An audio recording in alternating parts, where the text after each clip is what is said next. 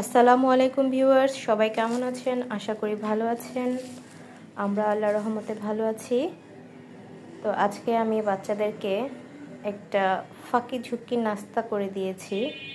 আসলে কিছু করতে ইচ্ছে করছিল না, ইদানিং খুব আলসেমি লাগে। কি করব, তাই কিছু তো করে দিতেই হবে।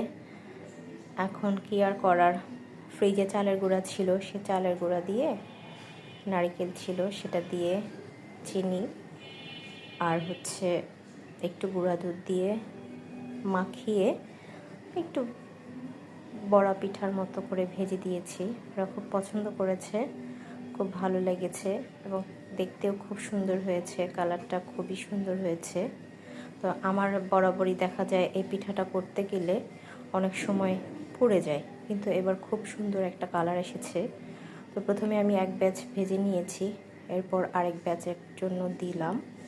তারপর আর খুব বেশি একটা ছিল না, এরপরে আর অল্প কাটা দিয়ে সব ভেজে তুলে ফেলেছি।